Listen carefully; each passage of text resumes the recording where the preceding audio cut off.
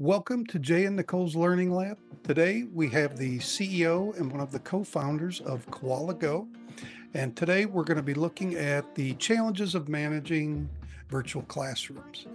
Our guest, Xavier Moretti, is an expert in virtual environments. Welcome, Xavier. Thank you so much for having me. Oh, we're so excited to have you here today. We have really hit the jackpot by being able to have you on because we're excited to dive right into this and compare the usability of your platform for our teachers, while also talking about our myth for today. You can't effectively manage student behavior in a virtual classroom. Now, hopefully, we'll be able to debunk that as we talk. But what is your initial thoughts on that? Do you think you can effectively manage student behavior in a classroom virtually?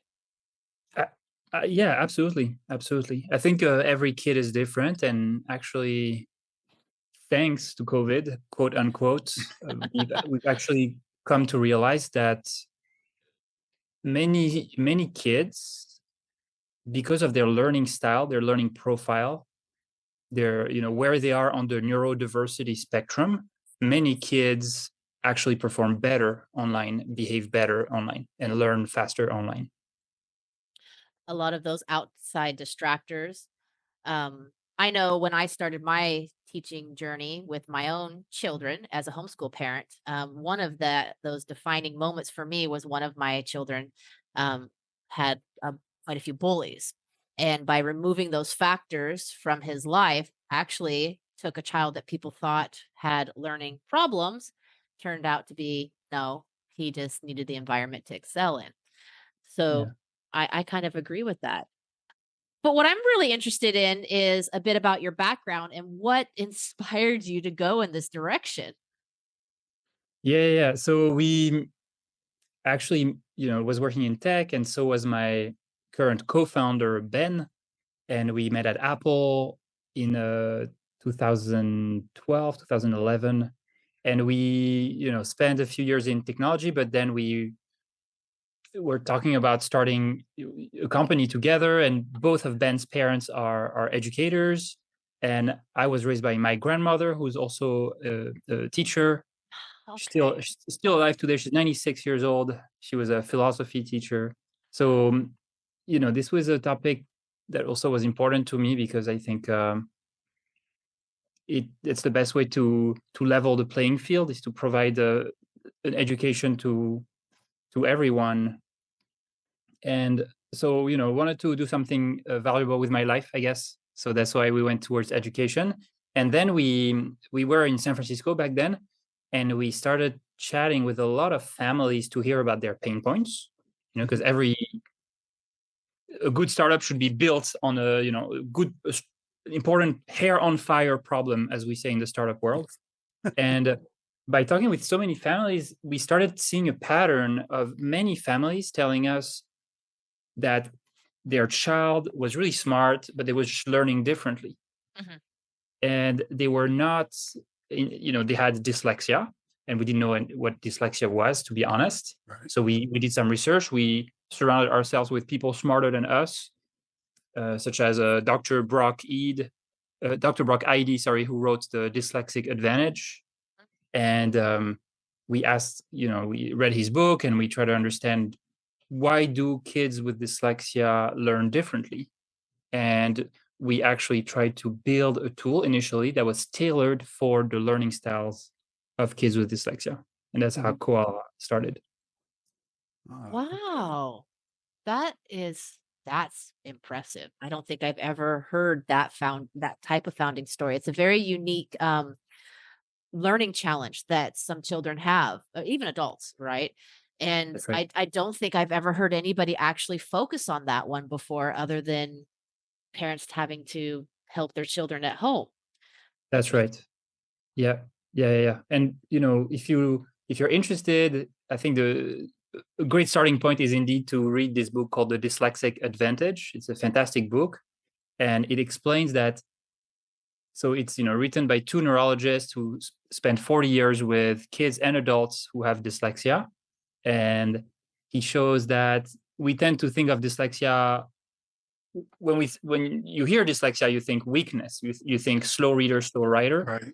But you actually, if you dig deeper, you actually see a lot of the strength as well. It's often very successful architects and artists and entrepreneurs, because they have fantastic a set. I'm not going to get into the details, but they have a set of neurological strength that make them really good at those types of professions. They're Yeah, I've heard probably it's also like very good at, spatial 3D. Yep. yeah, they're Spatial probably is one of very them. good at overcoming their disadvantages. They're, Yeah, you know, they're exactly. probably And then the very good. brain, the brain is this amazing thing that compensates, Mhm. right? Right, That compensates. And but unfortunately, today the school system is still tailored for the, if you look at the distribution of neurological profiles, like a bell curve, Mhm. the school system is going to focus on the center. And Right. if you're on the edge and if you're different in many ways, it's really tough for you to succeed in the school system. And it's a hard problem to solve. We can't really blame schools because they have limited resources and they have to be as effective as And possible. there's, But unfortunately, there's a lot of data that shows that kids with dyslexia will often be depressed. They will have suicidal thoughts. They are more likely to fall in drugs, and the proportion of individual with dyslexia in prison is significantly higher than other learning profiles. really, I did not Yeah. know that. really. Yeah. That's Why is interesting. that? Do you know why?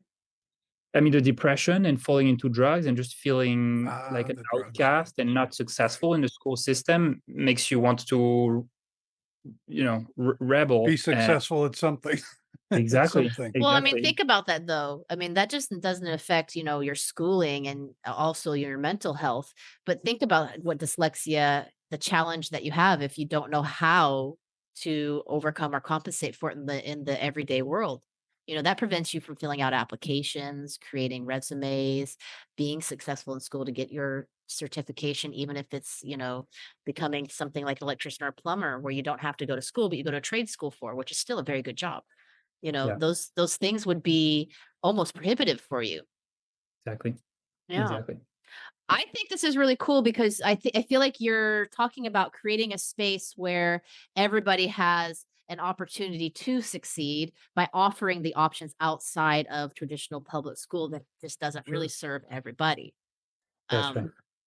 That's why homeschooling exists. For example, it's an avenue for people where public school doesn't serve that family's needs. So that's an interesting story. Thank you for sharing that. Man, you kind of threw me off. Now, what are some ways that parents and teachers can keep the students engaged and attentive during online lessons? What can we do? What do you recommend? I mean, honestly, I think you're asking the wrong person. I'm not. You should ask actual teachers. What we've done, and so Ben Yeah, and how I can have we do it in with Koala Go? How can we do yeah. it in So Koala Go? Ben and I have talked with hundreds of teachers, and we've asked them what they need, and we've tried to build those tools in Koala. But I think every teacher will learn differently, and Right. every teacher will teach differently, and every student will learn differently. So our vision is to give the right tools in Koala, and then teachers can do what they want. I know that the common answer to this question is incentives. You can. So that's why we build this gem Yes, the gems. I pulled one virtual of too many of coin. those. Right. So you can, it gives power to teachers, especially when you're online and you have a kid who can't stay in place and who's running around, etc. You want to have a little bit of control and say, hey, no, please stay seated. And if you behave well and if you're successful at this exercise, I will reward you a few gems. So that's why we've developed gems. We've also tried, going back to kids with dyslexia, there's something called a comorbidity between dyslexia and ADHD, which means that there's a lot of Overlap. They intersect, right? They exactly intersect. overlap. Yeah. Exactly. So if you have a kid who has hyperactivity, it's even harder to teach them. Oh So my gosh, we've yes. built some tools to really engage those children, and I think that's one of the reasons why we built Playground, Mm-hmm. which is a world in Koala that looks a lot I like got Minecraft. questions on your playground. Yeah, go ahead. Teachers can actually create their own playground, right? That's right. Yeah, yeah. That's so cool. How hard is that to do? How complicated is that? Yeah, that's an excellent question. So Ben and I are both gamers. We still play video game on a regular basis. What do Don't you tell play? anyone. What do we play? Yeah. My favorite games are like real-time strategy games, like Age of Empires. Oh, I love that. I love I that game. love those games. Can I get like enough of it. Civilization also. Right, exactly. It's Yeah, a yeah, little slow, but I right. still like it. Turn by turn. Yeah. So Playground. So Ben and I are gamers, and therefore it's very easy for us to create playgrounds. But Mhm. the community of teachers is, you know, usually slightly older. Sometimes, especially in the dyslexia space, dyslexia interventionists, reading interventionists are often retired teachers. And unfortunately, what we've seen is that in this generation, men are more comfortable with technology than women because they had less access. They were less, women were less part of the workforce. So there's still a little bit of Gap. an imbalance, a gap between men and women in terms of level of comfort with technology. So we thought Playground was very easy, but it's not easy. And we have only 5% of the teachers who use Koala today who create content in Playground, and 95% go to our marketplace and purchase Playground activity. I saw them. I thought the marketplace was a really nice touch. Yeah. Actually, I found somebody on there I think I want to bring on the podcast at some point. Emily Radecki. Oh, you should. She's fantastic. I particularly liked the Pac-Man. I'm just saying. Oh, yeah. Pac-Man. She had some of the old school games, and she had like the Pac-Man version for, I think it was adjectives or something. And Yeah. I was like, Pac-Man. I know. Yeah, it's really like the creativity. What's really exciting about Playground is that it's a Some 3D of world, it's- and maybe we'll throw some images here for people who are watching this to show you what Playground looks like. Mhm. But it's a 3D world where you can build blocks similar to Minecraft and Roblox. Right. You can build blocks, and you can use your gems to get some eggs, and a pet will come out of the egg, and you can build houses and spaceships, etc. And what's very excited for Ben and me is that we create those building blocks. We create this sandbox, and then we give it away to the community, and within a few weeks we see things that we've never even thought about. It goes Right. beyond what we were imagining. So that's really, really exciting as a builder. When you build those digital pickaxes and shovels, give it to the community, and the community comes up with amazing stuff. A couple of those pre-done worlds, some of them were pretty detailed. Like one had an entire sanctuary. It almost looked like a zoo where you went to different areas. I mean, Yeah. You look at that and you think, and then you look at it again and you say, oh wow, that's like a 2 months worth of material just because you have to go to so many different areas, and they were quite detailed. I was actually kind of surprised that you could create that detail from it. It was very interesting. I thought it was quite cool. I like to play. So now Koala Go, it is obviously it's not intended to bring us a one size fit all experience, right? It has to be tailored. And how can the teachers work that to their benefit without occupying 30 hours a week creating stuff? How can they Yeah. do that? Yeah, so that's an excellent question. So I'll take a step back. Koala has three main building blocks. The first one is Playground. We talked about it. we have a whiteboard. That's a very Right. standard interactive whiteboard where you and your students can draw on. And we have the co-browser, which is quite popular especially for the ESL community, and that allows you to open any website and to make it truly interactive. You and your students can interact with it. So if you don't want to spend too much time preparing your class, or you don't want to spend any time preparing your class, you can use the co-browser, open any website in the world, or a game or a genially set of ESL slides in it, and then that's it. I use some of those. Like the eBridge Academy genially content, for instance, is amazing, and Katie spent not 30 hours a week, but maybe 60 hours a week for 3 years building amazing ESL content for ESL teachers. Right. So that's a no prep way. And if you want to still use Playground and you don't want to spend any time preparing, that's why we have the marketplace where you can purchase these activities from those amazing creators. And when somebody purchases from the marketplace, is that a one-time use, or they have it forever? They have it forever.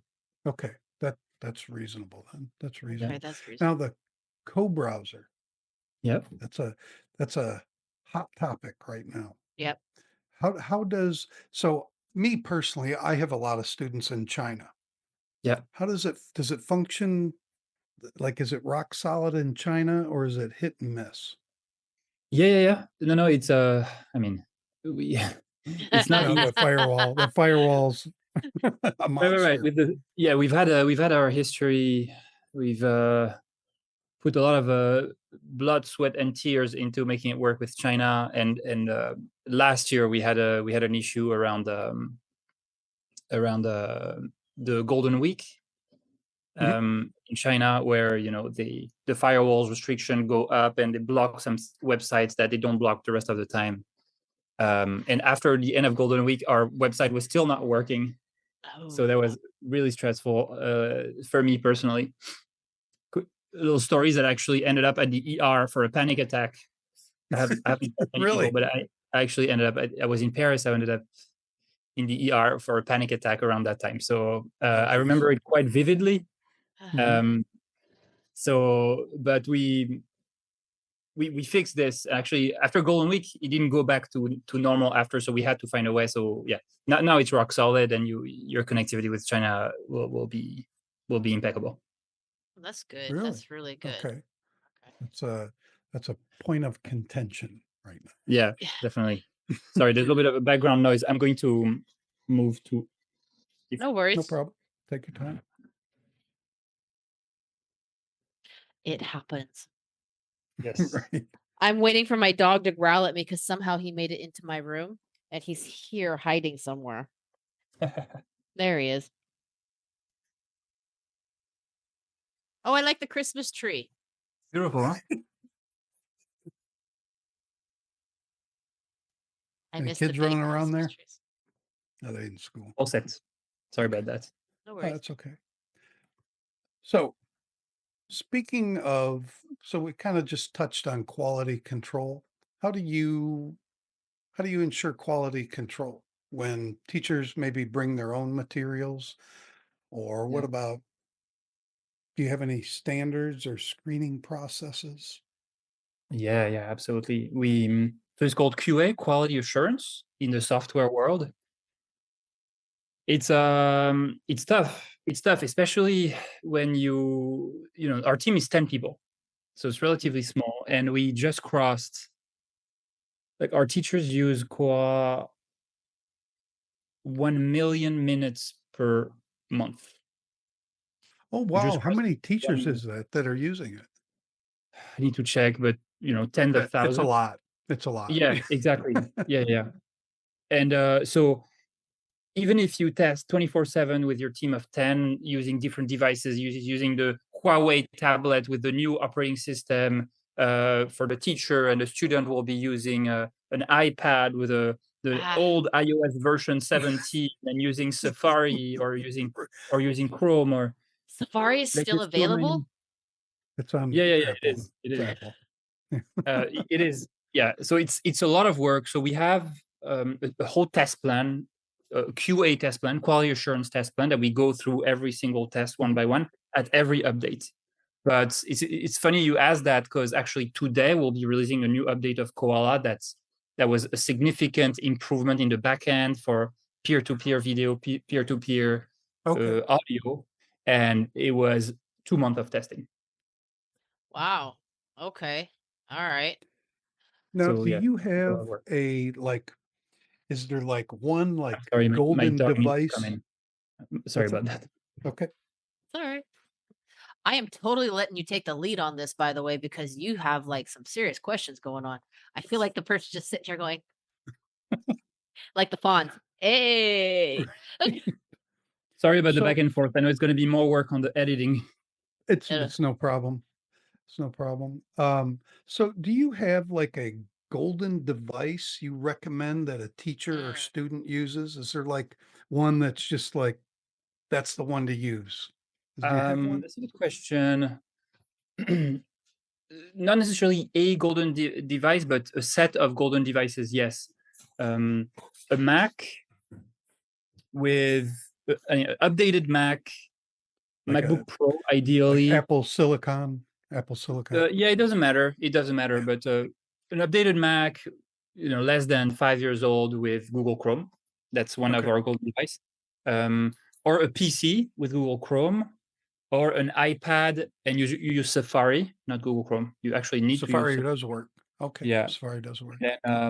Yeah, we've added support for recent Huawei tablets. Huawei tablets are sometimes weaker they're in terms weird. of performance. Yeah, they're weird. But a recent model should I be have a good, and brand an new Android. one that I absolutely detest.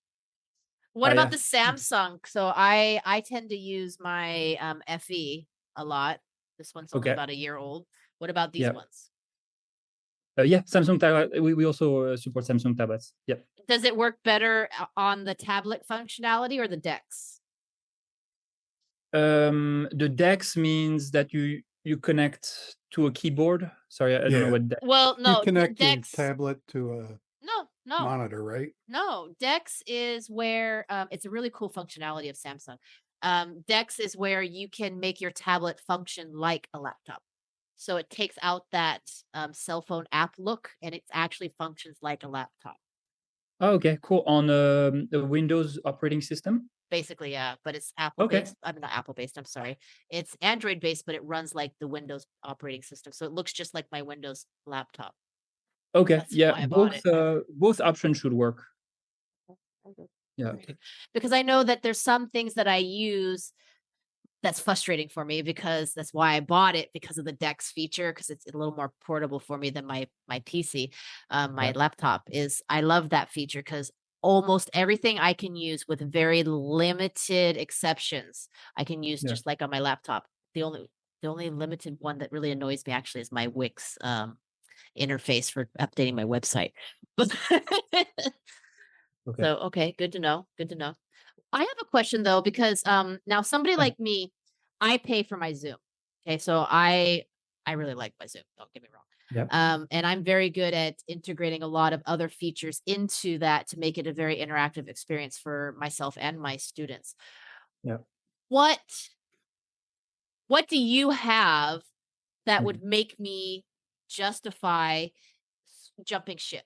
So I don't just do kids. I do a big bulk of kids, but I do have teens and I do some adults. And your service is more expensive. I mean, it's very easy to see that, right? What would make your product better for me as the teacher who teaches multiple age groups? Why would I jump ship to yours? Because a lot of people are not going to pay for both. Yeah, that's fair. That's fair. And to be fair, I actually also have a Zoom subscription, because I think it's a fantastic tool to I do communicate too. I mean, with it is. adults. Like we do all our webinars on Zoom. We think it's a really great tool for that. So, I mean, why are we more expensive than Zoom? So everything that Zoom can do, we can do. Like you have audio, video, screen sharing, etc. in Koala. But on top of that, in Koala, you'll get 24/7 live support by a real team across the world that will jump in your classroom if you have any question. Zoom. Really? I don't know the last time you heard from Zoom customer support. Oh, never. Then they brush you off. Right. So like, yeah. Right. So that's one. And then the second one is the co-browser. And I know that you had the CEO of Fun Class here, and we actually use the same co-browser provider. It's a Hyperbeam. So the co-browser is a fantastic tool if you want to keep your kids engaged and dragging and dropping on iPad and things that I don't think you can do on Zoom today.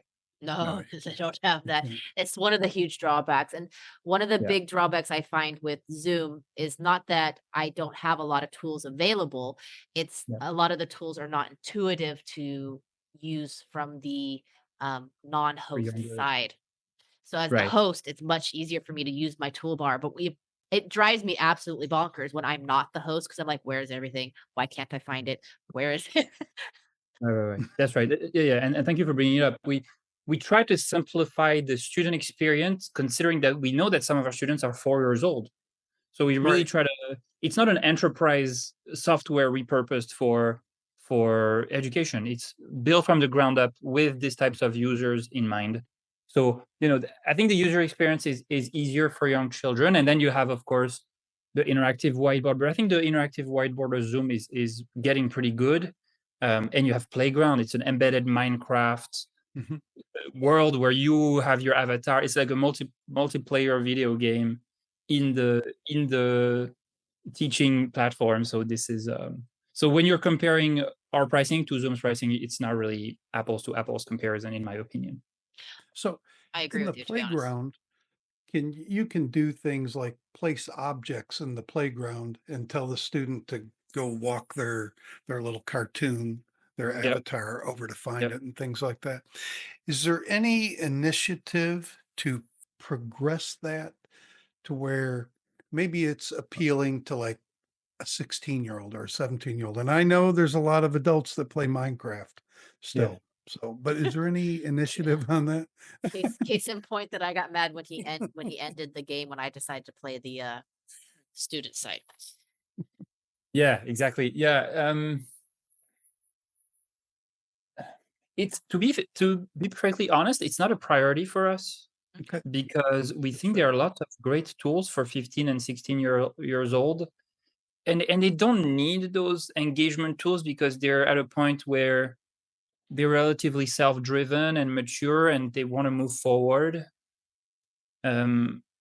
So like when we did our market study, we realized that it was a largely like teaching young kids was a largely unsolved problem, while Mhm. teaching older students, teenagers who actually are almost adults, has tons of solutions out there. So You yeah, that's you a long shouldn't way to have answer your to, question, but that's not a priority for us to right. You shouldn't tailor. have to trick them.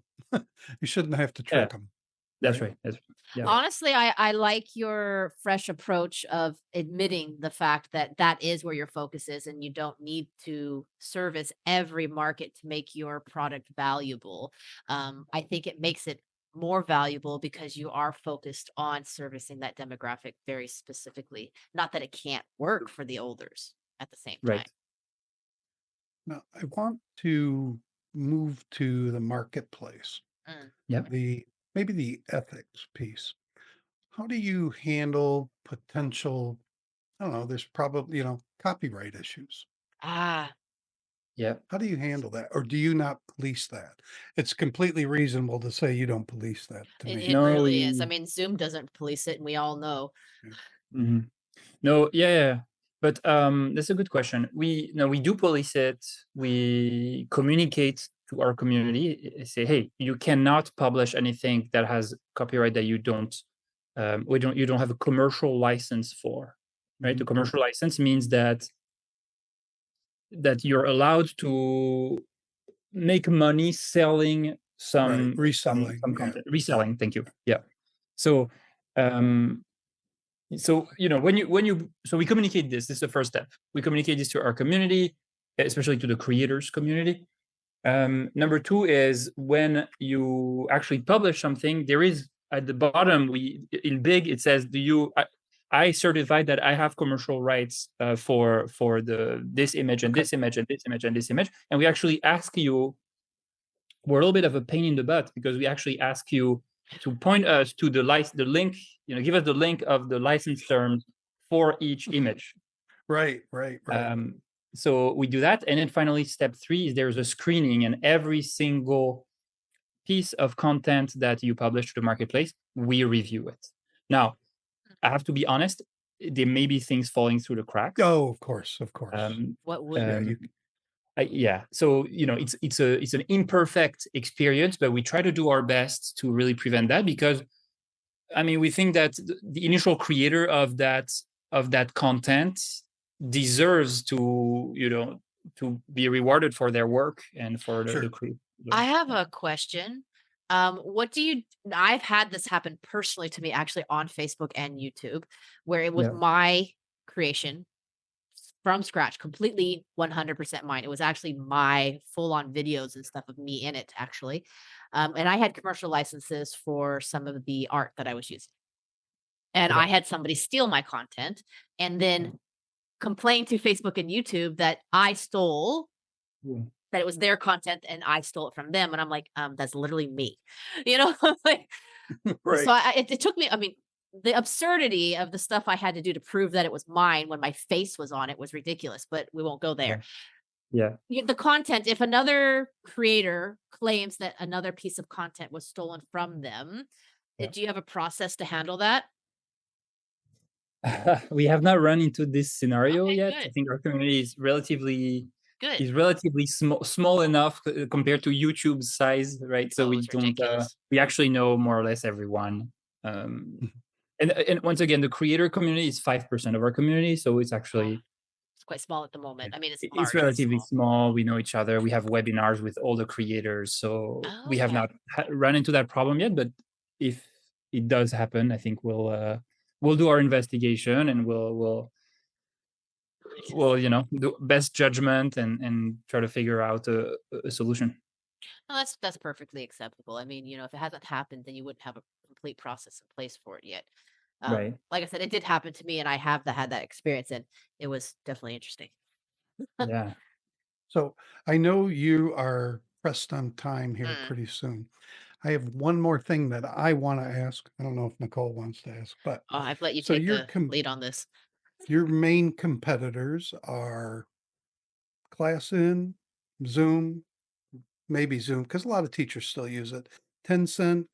What are the other competitors you have? Fun Class. Fun class. Yeah. Yeah. I think Zoom is still our number one competitor. If the Okay. definition of a competitor is the answer to what is the tool that Teachers most use of it. your Yeah. target customers use, it's What are your Zoom. teachers using? It's Yeah. probably still 70% Zoom, if we're Yeah. being honest. So yeah, Zoom. There's a lot. There's pencil spaces, lesson space, class in, fun class, and I'm sure there's Voov. And there's That's a other very small. I think that's a much smaller part. No? That Probably. is the most irritating app. Right behind, right in line with. I have issues with Move and ClassIn. I'm not fans. Yeah. Okay. I'm just gonna put it Yeah. out there. Yeah. So Yeah. what Yeah. what can you tell teachers about? You get like one sentence here. What is one sentence you would say to teachers that are using we'll just say Zoom to Yeah. give Koala Go a try? What's one thing Yeah. you would say to them? I mean, just to go back to your previous point first, Jay, I think it's fantastic that there is competition, especially in the space of Drives teaching. improvement. Exactly. Especially in this space of, teaching young kids, which was really overlooked. And to be honest, like if you go before the pandemic, no investor was putting money in this. Right. No entrepreneurs or was working on, helping online teachers have a better tool. So Mhm. I think it's fantastic because at the end of the day, we're all fighting the same fight. We just want teachers to be successful and students to be successful. So, like other tools like Fun Class that appeared recently, and I hear good things from you. I heard good things from Katie, from Abridge about Fun Class as well, and I value her opinion a lot. It pushes us to get better. Mhm. It pushes us to offer a good pricing to the teachers. So I think the teachers win in situations like this. So I'm really excited, and like it pushes us to innovate more. So overall, I think it's great, although it may be a little bit uncomfortable sometimes. So I think it's very valuable. And then if I can say one sentence for the Zoom users out there, I would say that Zoom is built for adults, and if your kids are on the younger end, meaning less than 12 years old, and you feel like they could be more focused, they could be more engaged, they could be more excited about coming back to the class with you next week, give a shot to Koala. We have a free month where you have access to all the features, and we provide trainings every Tuesday. So give it a shot, try it with your students, and then see how they react. Whoa. You said what? You have trainings every Tuesday? Yep, every Tuesday. So we have we do a free training. Yes. I Is that would on have your killed Facebook for page that. or? Really? Yeah. I can That's a share the link with huge you. deal. Do you know how many All right. people find it they're so used to that one platform, they've managed it, and then going to the other, it's so mentally frustrating because you're spending so much time preparing your classes and everything. It's like, I don't have the mental space for this. Thank you. Yeah. Very Yeah. nice. Well done. We did forget a couple things though. I also Go for it. noticed. I still have 10 minutes. You can Okay. go for it. Well, it was just really quick. I just wanted to touch on it just really fast. Things that I think teachers would value as well as not only the training, by the way. Okay, you should have led with that. Is the payment plan. You accept payments. A lot of people struggle with accepting payments. Do you mean to invoice parents? Yeah. Yes. Yeah, right. Yeah, so we do have Koala has a invoicing system which will allow you. It allows you, teacher, to invoice a parent wherever you live in the world and wherever they live in the world. So what basically you're saying is that those of us, I don't have a problem because I have Stripe, but a lot of teachers really struggle with getting payments from places like China, and then receiving payments in places like sometimes South Africa. I know I have a lot of teachers who have problems receiving payments in that area. Yeah. So Yeah. So if if you the live in South, teacher, I'm sorry, go ahead. Go ahead. no. So, but you're totally right, Nicole. So if you live in South Africa, this is not a country that Stripe supports. Nope. And you need to send invoices to China, and in China you want parents to be able to pay via WeChat Pay or Alipay. Alipay. Right. So Union. yeah, that's right. So if you use Koala, you will be able to go to the top right of Koala, click on Send Invoice, type the email address of the parent, say they live in China, and I want to charge them $100 for 2 June classes. Click on Send Invoice, and we'll take care of the rest. The parents will receive an invoice with a QR code that they can scan, so they can pay with WeChat Pay, and then we take a cut. We need to take a cut in order to survive and to make this to maintain this platform, and then you will receive your payment within 48 hours. 48 hours turnaround. That's pretty good, actually. That's right. So so I know on the free account it's 4.5%, and on the middle account, I think it's the pro account, it's 3.5%. That's Is right. there an additional Stripe fee, or that's everything? That's all. No, you're right. This is our fee. This is the Koala fee, and then we add on top of that the fees of Stripe. And if you want to be paid with Wise or PayPal, we need to add the Wise fee or the PayPal fee. Yeah.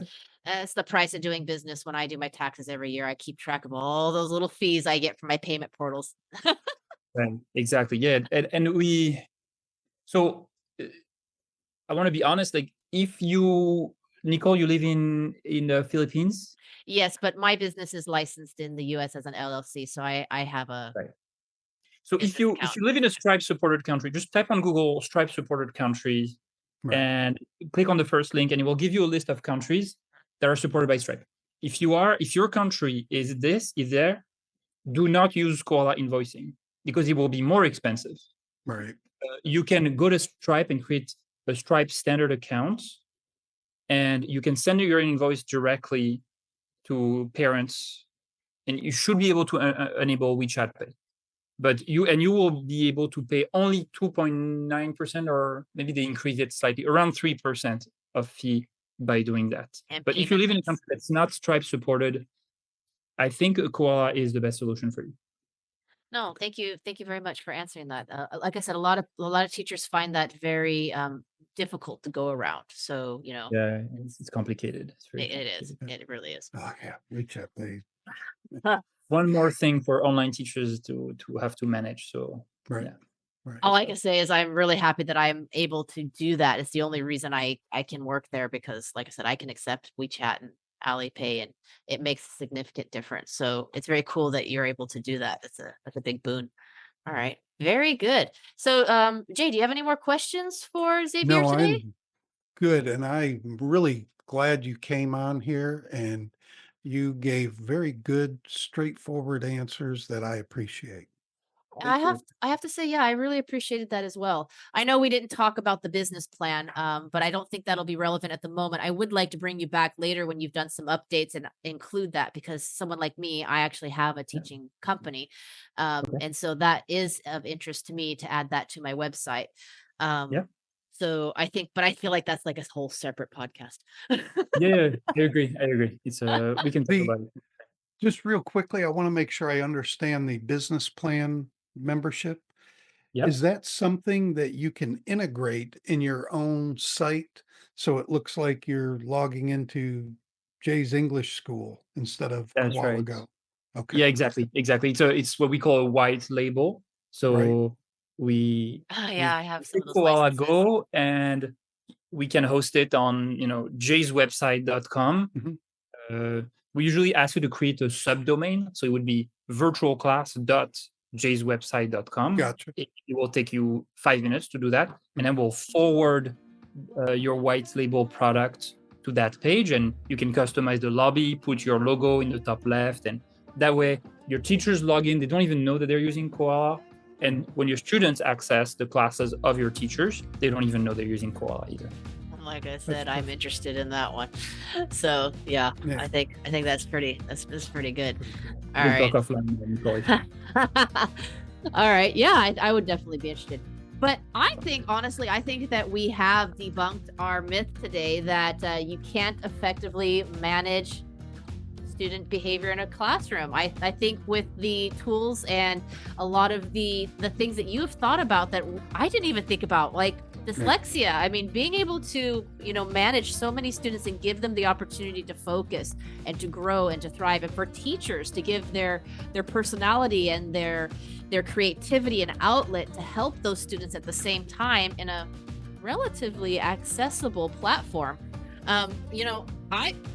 I got to give you hands down on that one. I think we've really debunked that one. And I can't thank you enough for taking the time to come in and to explain and share this process with us. So thank you very much today for coming in. I'm super excited. I've been playing around with it. I can't wait to go play some more. Thank you so much for having me, guys. Thank you very much. Thank you.